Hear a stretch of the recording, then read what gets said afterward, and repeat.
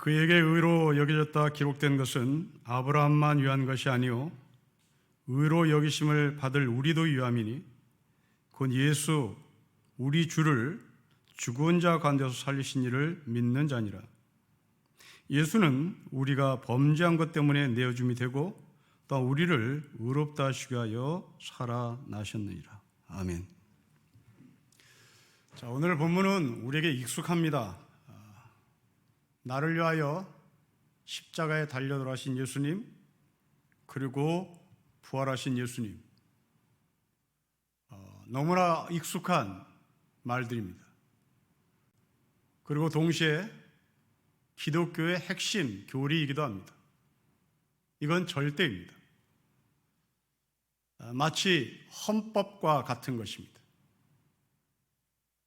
그러나 이 헌법을 훼손하지 않는 차원에서 헌법학자들은 다양한 해석을 합니다. 그런 것처럼 우리가 기독교의 절대 교리인 예수 그리스도의 십자가와 부활, 그리고 유일하신 하나님, 믿음으로 말미암아 구원을 받는다고 하는 이 신앙 고백을 우리는 성경을 훼손하지 않는 차원에서 다양하게 해석을 할 수 있어야 합니다. 근데 안타깝게도 우리는 믿음으로 말미암아 구원을 받는다는 답만 알고 있을 뿐이죠. 그것이 절대로 틀렸다고 말할 수는 없으나 믿음으로 말미암아 구원을 받는다고 하는 이 절대적 교리의 답이 어떤 과정에서, 어떤 수순 속에서 어떤 의미를 갖고 있는가를 우리는 헤아리지 못하는 우를 범하고 있는 것 같습니다. 어떤 할머니가 검정고시를 공부하기 위하여 열심히 공부를 했습니다. 가끔 손주 대학생에게 묻기도 하죠. 손주 대학생은 할머니가 검정고시를 준비하기 위하여 열심히 공부하는 모습을 보고 팁을 하나 줍니다. 할머니, 그렇게 공부하면 검정고시 합격을 못해요. 검정고시를 합격하려면 기출문제를 풀어야 합니다. 하고 기출문제 책을 사다 드렸습니다. 할머니는 처음에 그 책을 공부하다가 그 책을 버립니다. 그리고 손주에게 말합니다. 나는 이 시가 어떤 주제를 갖고 있는지, 이 시가 어떤 의미인지, 이 시가 누구에 쓰여졌는지, 몇 년도에 쓰여졌는지 그것이 시험에 나오는 것 같은데 나는 거기에 관심이 없어. 난 이 시를 읽는 게 재밌어. 나는 영어 단어를 많이 외워서 어떻게 점수를 딸까가 중요한 것이 아니라 내가 영어 단어를 외웠는데 이것이 길가에 쓰여져 있는 것을 보면 나는 정말 기뻐. 여러분, 이 둘 중에 누가 공부의 참된 의미와 참된 맛을 알고 있는 사람일까요? 기출문제를 알고 있는 사람, 그것도 공부입니다. 그러나 이 할머니처럼 시를 읽는 재미, 소설을 읽는 재미, 영어 단어를 외우고 답을 쓰고 점수를 높이는 데 의미를 두는 것이 아니라 내가 외운 영어 단어가 길가의 간판에 쓰여져 있는 것을 보며 기뻐하는 공부, 이것 또한 공부일 것입니다. 유일신 하나님도 마찬가지입니다. 우리는 유일신 하나님을 한 분 하나님으로만 알고 있습니다. 그러나 이 한 분 하나님의 해석을 절대로만 사용한다면 우리는 배타적인 기독교의 모습을 사람들에게 보일 수밖에 없습니다. 그 배타적인 하나님은 결국 전쟁을 일으켜도, 하나님의 이름으로 전쟁을 일으켜도 그것은 정당화될 수가 있는 것입니다. 그러나 이 절대적인 하나님을 자랑스러운 하나님, 뽐내고 싶은 하나님, 사람들에게 나의 하나님이 이렇게 멋져 하고 자랑하고 싶은 하나님, 이런 의미에서의 한 분 하나님이라고 해석을 할 수도 있는 것입니다. 과연 오늘 본문은 하나님이 우리에게 얼만큼 자랑스러운 분인지 지금 사도 바울은 아브라함을 통하여 이 자랑스러운 하나님을 우리에게 소개를 하고 있습니다. 여러분 23절부터 25절의 말씀을 다시 읽으며 우리가 왜 이 하나님을 자랑스럽게 여겨야 하는지를 한번 묵상해 보도록 하겠습니다. 그에게 의로 여겨졌다 기록된 것은 아브라함만 위한 것이 아니요 의로 여기심을 받을 우리도 위함이니 곧 예수 우리 주를 죽은 자 가운데서 살리신 이를 믿는 자시니라. 예수는 우리가 범죄한 것 때문에 내어줌이 되고 또한 우리를 의롭다 하시가여 살아나셨느니라 라고 바울은 고백합니다. 여러분 이 본문의 말씀을 좀 관찰해 보면 이상한 점을 발견합니다. 올바른 해석을 하기 위하여 우리는 이 말씀을 요약해 봅시다. 첫째, 하나님은 아브라함을 의롭다라고 말씀하셨다. 둘째, 우리도 아브라함처럼 의롭게 여김을 받을 사람이다. 셋째, 우리를 의롭게 하기 위하여 예수님은 십자가에 죽으시고 다시 살아나셨다는 것입니다. 여러분 이상하지 않습니까? 여러분 다시 본문을 보시면 의롭게 하시는 하나님을 관찰해 보십시오. 의롭게 하시는 하나님, 그분은 아브라함을 의롭게 하시는 하나님이에요. 그런데 그 아브라함이 의롭게 되었다면 우리도 의롭게 하시기 위하여 하나님이 아브라함을 의롭게 하신 것처럼 우리도 그렇게 의롭게 하시면 되는 겁니다. 그런데 오늘 본문에 우리를 의롭게 하시기 위하여 하나님은 아들 예수 그리스도를 십자가에 죽으시고 예수 그리스도를 다시 살리셨다는 겁니다. 일관성이 없습니다. 여러분 다시 본문을 보시고 여러분들이 지금 헷갈리고 있는 점을 천천히 말씀을 드려보겠습니다. 하나님은 아브라함의 믿음을 주셨습니다. 그래서 하나님은 아브라함을 의롭다라고 칭하셨습니다. 그럼 우리도 아브라함처럼 하나님은 믿음을 주시면 되는 겁니다. 아브라함처럼 하나님께서 아브라함을 끌고 다니시고 그 끌고 다니시는 하나님께서 하늘의 물결을 보여주시고 너의 자손이 이렇게 될 것이다 라고 말씀해 주시고 또한 99세가 된 아브라함에게 아들을 보여주시면 되는 겁니다. 그렇게 믿음의 시작, 믿음의 성장, 믿음의 거장으로 만들어주시면 되는 겁니다.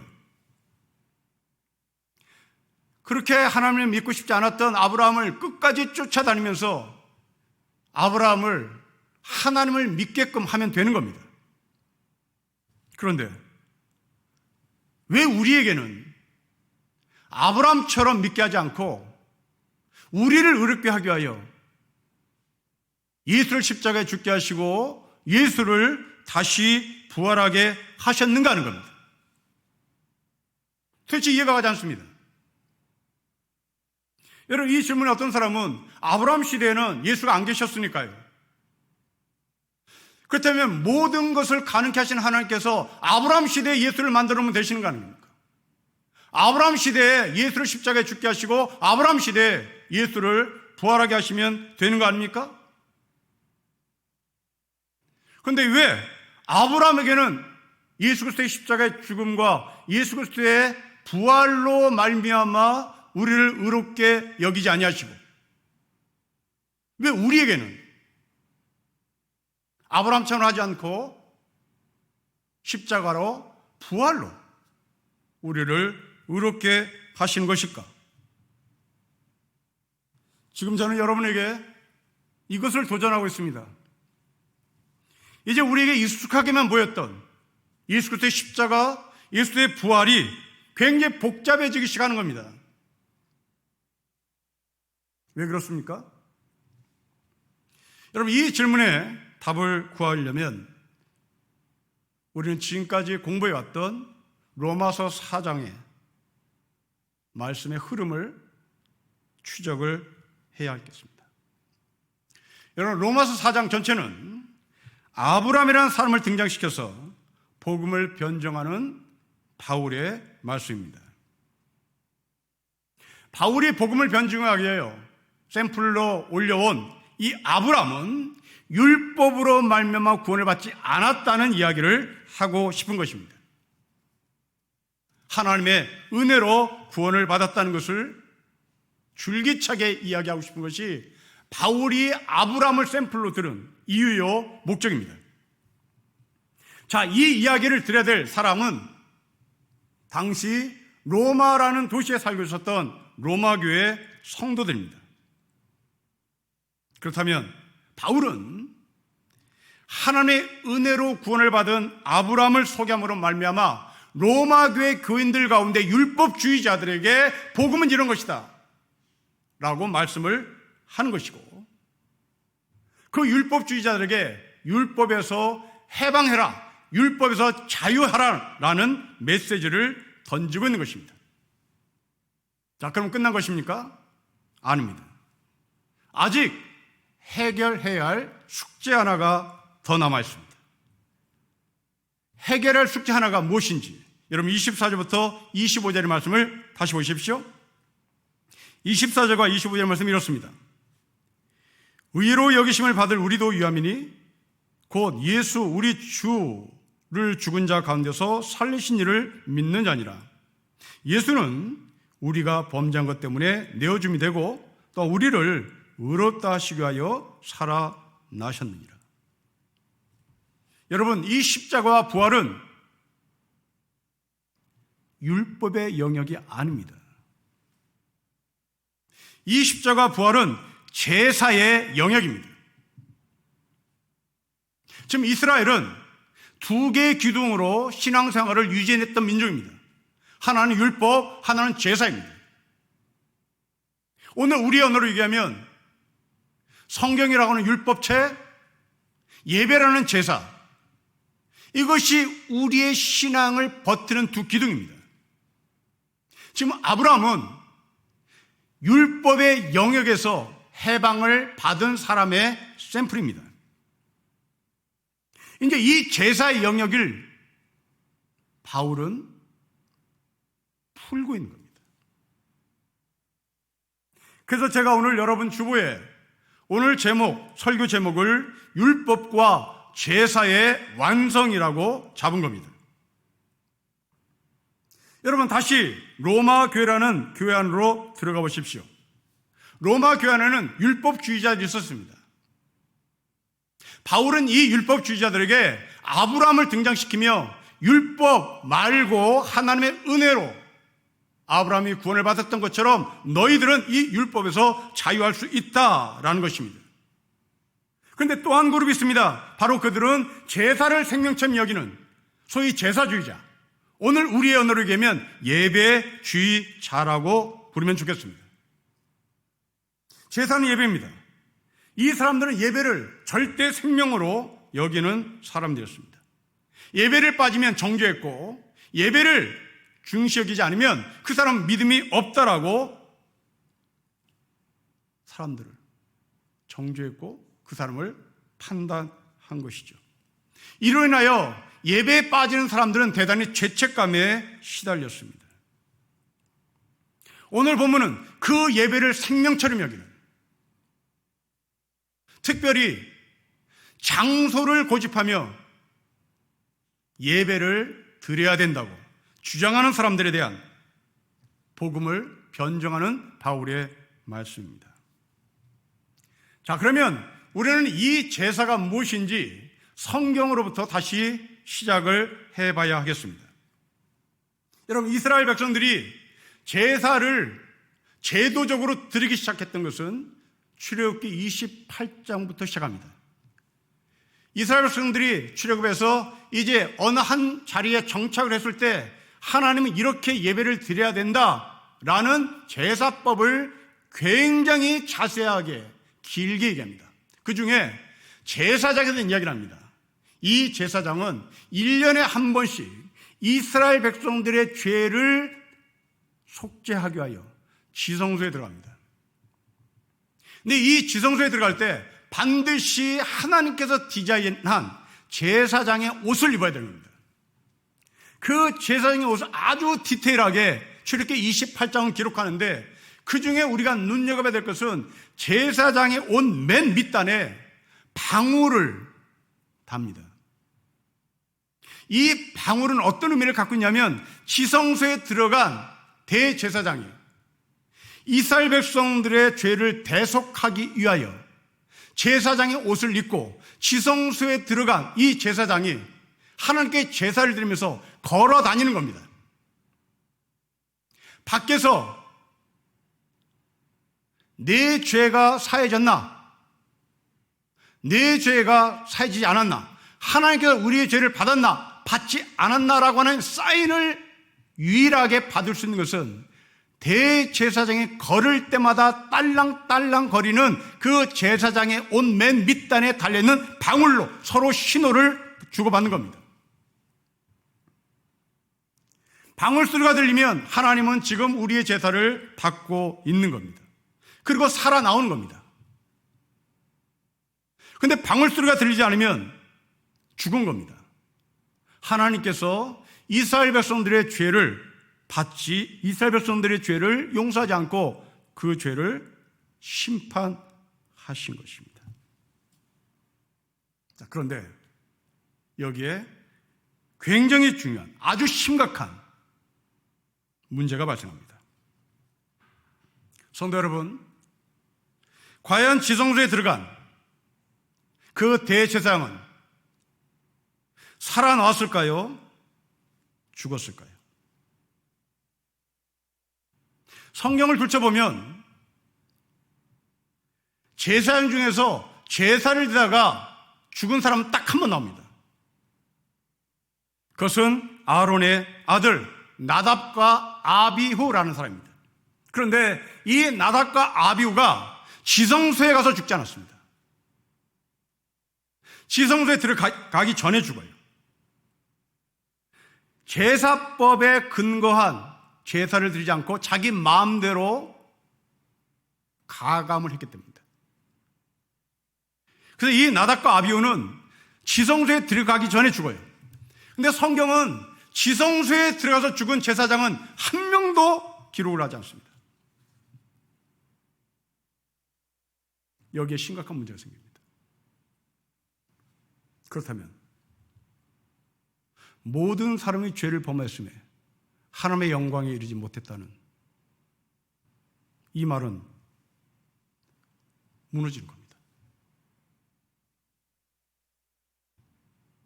모든 사람이 죄를 범했다면 1년에 한 번씩 대제사장은 죽으러 가야 하는 겁니다. 근데 죽지 않아요. 나와요. 왜요?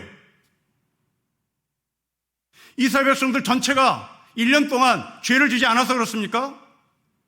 논리적으로 맞지 않습니다. 상식으로 맞지 않습니다. 그렇다면 이스라엘 백성들의 죄가 하나로도 있다면 그 죄를 대속하기 위하여 지성소에 들어간 대제사장은 죽어서 나와야 하는 겁니다. 그런데 죽지 않았습니다. 하나님께서 제사장이 드린 그 제사를 받아줬기 때문입니다. 여러분, 왜 받았을까요? 그 질문의 답이 24절입니다. 의로 여기심을 받을 우리도 유함이니 곧 예수 우리 주를 죽은 자 가운데서 살리신 하나님을 믿는 사람들입니다. 이미 아브라함 시대에, 이미 지성소에 들어가서 제사를 드리는 대제사장 시대에 이미 대제사장을 위하여, 이미 이스라엘 백성들의 죄를 위하여 하나님은 자기 아들 예수를 십자가에 죽이셨고, 그리고 우리를 위하여 그분은 부활하신 것입니다. 대제사장이 살아나온 이유는 이스라엘 백성들의 모두가 죄를 짓지 않아서도 아니요, 제사 때문에 하나님께서 흡족하여 그 제사를 받은 것도 아니요, 그 제사 속에 담겨진 예수 그리스도의 십자가의 제사, 바로 제사의 영역에 있었던 그 십자가의 제사가 대제사장을 살렸고 이스라엘 백성도 살렸고 저와 여러분이 살아난 것입니다. 그러므로 십자가는 구원이기 전에 십자가는 용서입니다. 그러나 이것으로 구원이 완성된 것은 아니죠. 십자가는 다만 용서를 받았을 뿐입니다. 구원의 완성은 십자를 통한 부활입니다. 여러분, 부활은 용서가 아닙니다. 부활은 의인의 반열에 들어가는 것입니다. 여러분 25절 보십시오. 살아나심은 의인입니다. 우리를 의롭다 하시기 위해 살아나셨습니다. 우리를 용서하기 위해 살아난 것이 아니라 우리를 용서하기 위해는 예수 그리스도가 십자가에 죽으신 것이고 이제 우리를 의로운 사람의 반열에 들여보내기 위하여 예수님은 다시 사신 것입니다. 저는 이 그림을 이렇게 여러분들에게 그림으로 말씀을 드리고 싶습니다. 여러분, 피고가 판사 앞에 서 있습니다. 죄수복을 입고 서 있는 것이죠. 그런데 이 죄수복을 입고 판사 앞에 서 있는 그 죄수에게 판사가 당신은 죄가 없다라고 판결합니다. 이때 이 사람은 교도소 밖으로 나가는 자격이 주어진 겁니다. 이 교도소 밖으로 나가기 위하여 이 사람은 자신이 입고 있는 이 죄수복을 벗어야 합니다. 그리고 자유인으로 입고 싶은 옷을 입고 나갈 수가 있습니다. 아니, 죄수복을 입고 나가야 되겠다. 교도소 당국은 절대 허락하지 않습니다. 반드시 이 죄수복을 벗어야 합니다. 이것이 십자가입니다. 십자가는 우리가 지은 죄를 벗어버리는 겁니다. 죄수복을 벗어버리는 거예요. 이것은 입을 수가 없는 겁니다. 반드시 벗는 겁니다.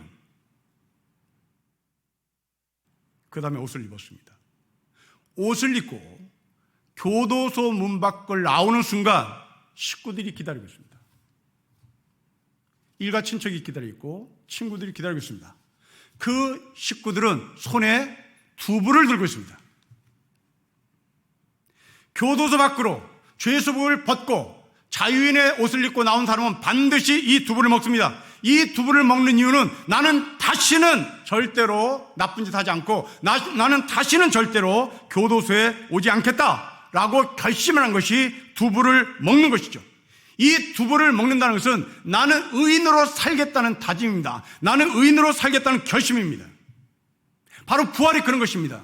이 부활은 내가 의인의 반열에 들어가는 것이고 나는 두부를 먹은 겁니다. 이 두부를 먹고 나는 다시는 옛사람으로 돌아가지 않겠다고 하는 결심과 결단의 출발입니다.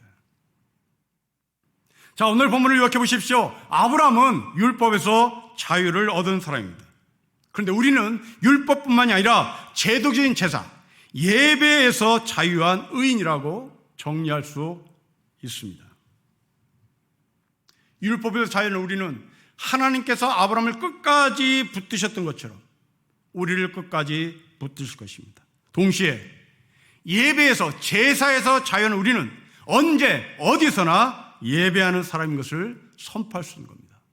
이 언제 어디서나 예배할 수 있는 사람을 선포한다는 것은 나는 다시는 교도소에 들어가지 않아, 나는 다시는 죄수복을 입지 않아, 나는 항상 자유인의 옷을 입고 이 땅에서 두부를 먹은 사람답게 다시는 나쁜 짓을 하지 않겠어 라고 결심하고 결단하는 것을 말합니다. 그 예배의 공간은 어디입니까? 그 예배의 공간은 교회라는 공간만이 아닙니다. 절대로 교도소에 들어오지 않겠다고 다짐하면서 두부를 먹었던 그 사람은 사회생활하러 나가야 되는 겁니다. 교도소에 들어가는 것이 무서워서 집안에만 박혀 있다면 이 사람은 두부를 먹은 사람의 실력을 사람들에게 보여주지 못하는 겁니다. 두부를 먹었다면 자유인의 옷을 입고 전철을 타고 광화문도 나가보고 종로도 나가보고 사람들과 부딪혀서 살아야 하는 겁니다. 근데 우리는 두부를 먹고 여기 있으세요. 두부를 먹고 집안에 가두세요.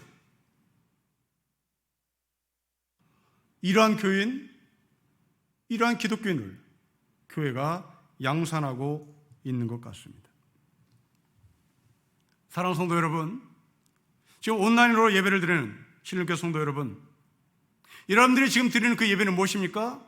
우리가 죄수복을 벗고 자유인의 옷을 입은 상태로 예배를 드리고 있습니까? 아니면 자유인의 옷을 입고 교도소 밖으로 나온 상태입니까? 아니면 교도소 밖에서 두부를 먹은 상태입니까? 이 3단계의 과정 속에 여러분들은 어디 하나에 섞였을 것입니다. 요한복음 4장에 나오는 예배의 정의가 무엇입니까? 그 사마리아 여인은 우리 집에서만, 여기에서만 두부를 먹은 사람이 밖에 나가지 말고 여기에서 예배를 드리라, 그렇게 세뇌를 당했습니다. 그러자 예수님이 말씀합니다. 너 두부 먹었지? 그렇다면 너는 여기에서만 예배드리는 것이 아니라 이 산에서도 말고 저 산에서도 말고 신령과 진정으로 예배를 드릴 때가 온다. 바로 그때가 지금이라고 말합니다. 바로 그 예배는 공간에서의 예배, 그것을 뛰어넘어 내 몸을 사랑하는 것처럼 이웃을 네 몸처럼 사랑하는 것이 예배라고 말씀합니다. 탈무드라는 책에서 랍비 힐레라는 사람에게 율법의 요지가 무엇이냐고 묻습니다. 그러자 이 랍비 힐렐은 이렇게 말을 해요. 당신이 당하기 싫은 일을 당신 이웃에게 하게 하지 마세요. 당신이 하기 싫은 일을 다른 사람에게 하게 하지 마세요. 그것이 율법입니다. 네가 사랑한다면 이웃도 그만큼 너는 이웃을 사랑해야 한다는 말입니다. 솔로몬 재판에 참여했던 두 여인을 상상해 보십시오.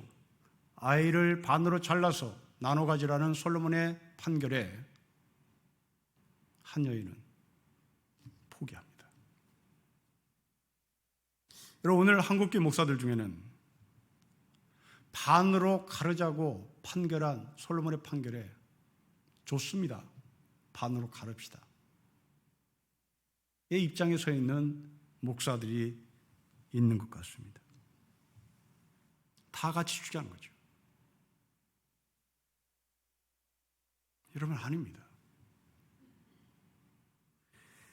하나님을 사랑한다는 명목으로 성도들을 괴롭게 하거나 성도들에게 전염병에 노출되는 장소로 끌고 나와서는 안 됩니다. 여러분, 지금 비상 상황입니다. 지금 바이러스의 흉기가 어디에서 어떻게 날아올지 모르는 전쟁 상황입니다.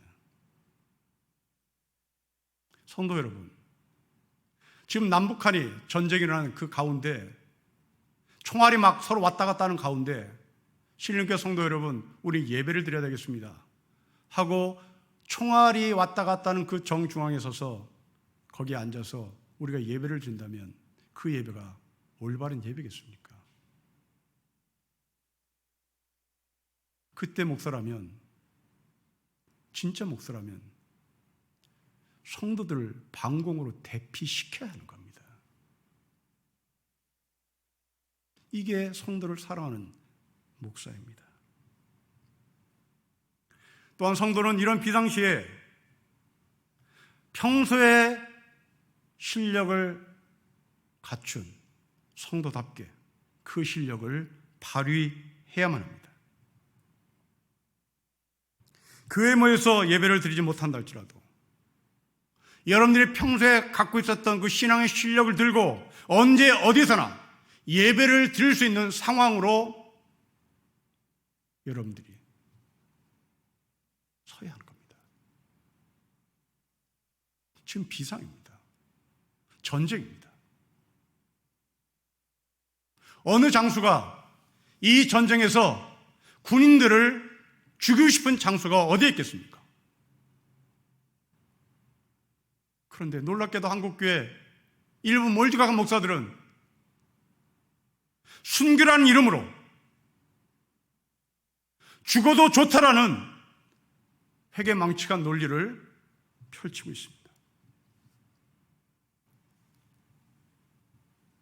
제가 학교 다닐 때 김재하 신이라는 사람이 오적이라는 시를 써서 우리에게 엄청난 도전을 줬습니다. 5명의 적을 말합니다. 이 시인이 말한 5명의 적, 오적, 재벌, 국회의원, 고급 공무원, 군 장성, 장차관들이었습니다. 만일 이 시대에 김재하 시인이 오적 같은 시를 다시 썼다면 그 안에는 사자 들어간 사람들을 쓸 것 같습니다. 목사, 의사, 검사, 판사. 여러분, 한국 사회에 큰 역할을 감당했던 한국교회가 이 사회의 흉기가 되어서 지금 사람들부터 손가락질을 받고 있습니다. 아니, 목사들뿐만 아니라 사자 들어간 사람이 다 그런 것 같습니다.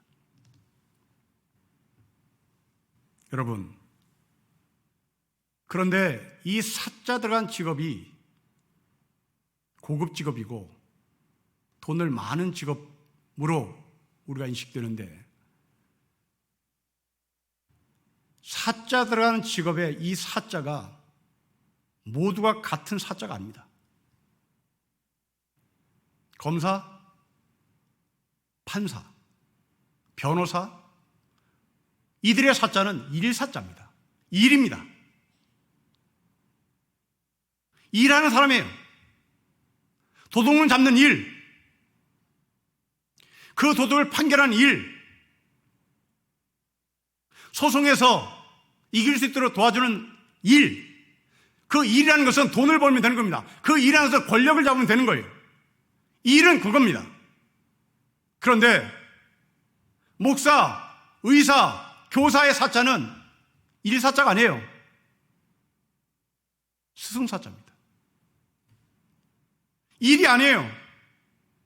돈 버는 일이 아니라고요. 권력을 갖는 게 아니라고요. 성품의 문제인 거예요. 이게 목사예요. 이게 의사예요. 이게 교사예요.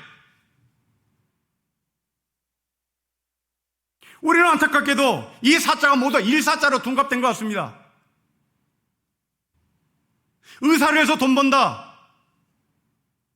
교사에서 돈 벌지 못하니까 학원 강사에서 돈을 번다. 목사에서 돈을 못 버니까 대형교회를 만들어서 권력을 가져야 된다. 여러분, 이렇다면 스승사자라는 단어를 빼야 되는 거죠. 모두가 다 일사자로 바꿔야 되는 겁니다. 여러분, 변호사 돈 버는 직업입니다. 검사, 판사 권력을 가질 수 있는 자리에 자기가 올라간 거예요. 기회를 봐서 일 처리 잘해서 올라가면 되는 겁니다. 법무부장까지 가면 되는 거예요. 그러나 목사는, 의사는, 교사는 그럴 수 없습니다. 선생입니다. 이 시대의 어른입니다. 이 시대의 선생입니다.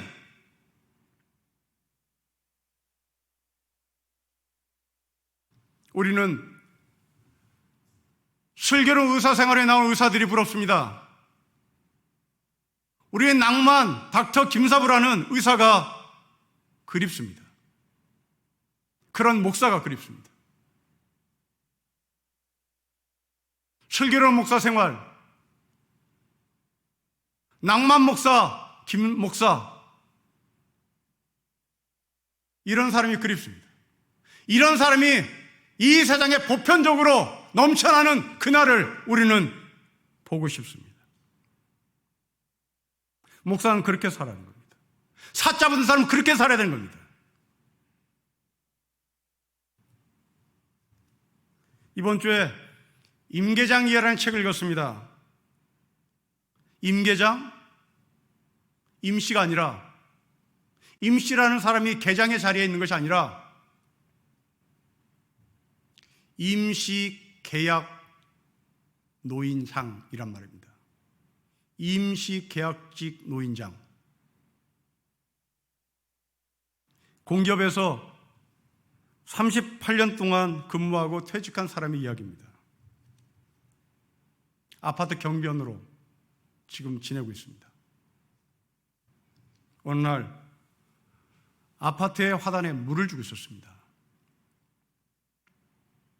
초등학교 어린아이가 아빠랑 외출하던 중에 물을 주는 자신을 보며 꼬마가 이렇게 얘기합니다. 아빠, 저 할아버지 굉장히 힘이 들 것 같아. 힘든 것 같아. 아빠가 하는 말입니다. 너 공부 못하면 저렇게 되는 거야. 그래서 공부 열심히 하는 거야. 공부 잘해야 하는 거야.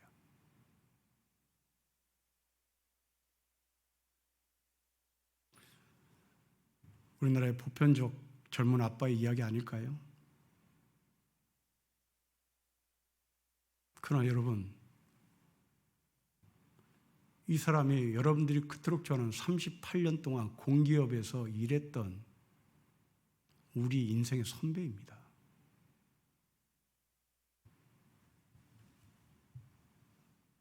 이런 사람에게 이사야 선지자는 말합니다. 너희가 손을 펼 때에 내가 내 눈을 너에게 가렸다. 너희가 많이 기도할지라도 내가 듣지 않았다. 왜? 너희의 손에 피가 가득하기 때문에.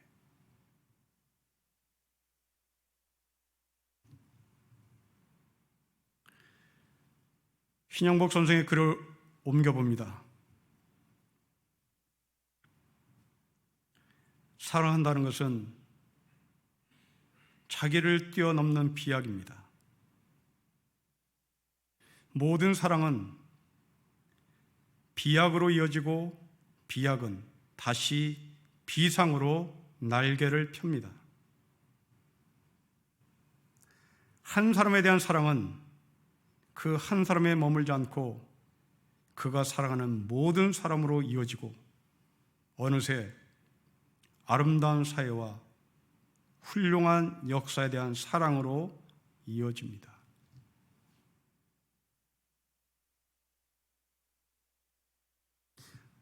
내 사랑이 자녀에게, 그 자녀가 이웃에게, 그 이웃이 열방으로 연결되어야 되는 것이 사랑인 겁니다.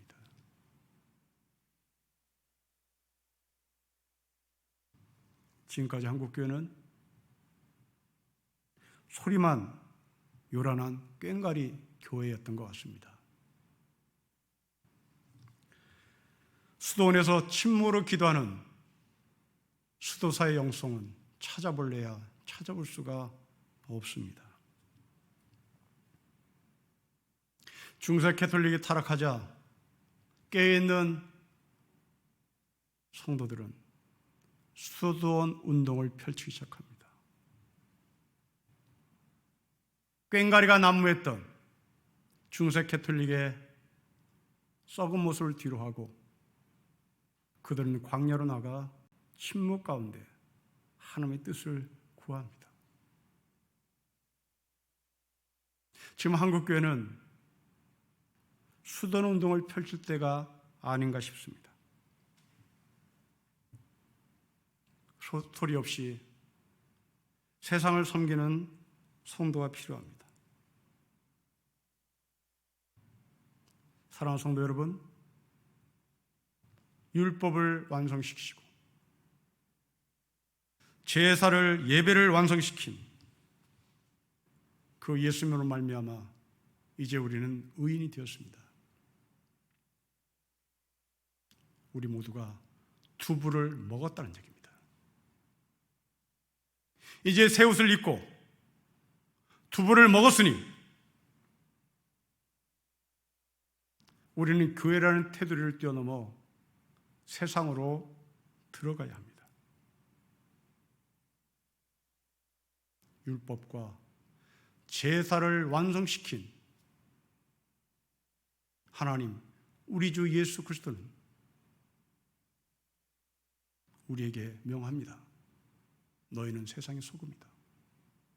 너희는 세상의 빛이다. 소금과 빛은 수도원의 영성을 갖고 있는 물질입니다. 소리가 없기 때문입니다. 교회는 나팔이 필요하지 않습니다. 교회는 소금과 빛이 필요합니다. 새 옷을 입으신 여러분, 두부를 먹으신 여러분, 여러분은 소금입니다. 여러분은 빛입니다. 내 사랑이 내 자식을 뛰어넘어 이웃사랑으로 연결되는 하늘의 사랑이 우리 모두에게 있기를 주 이름으로 축복합니다. 기도하겠습니다. 하나님 아버지,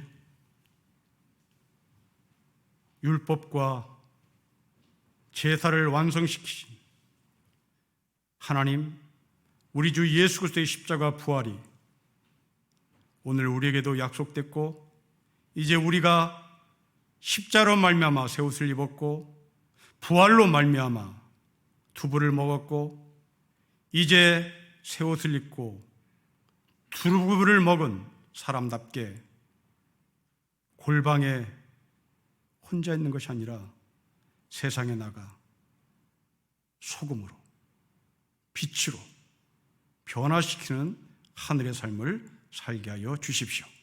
주 예수 그리스도의 이름으로 기도합니다. 아멘.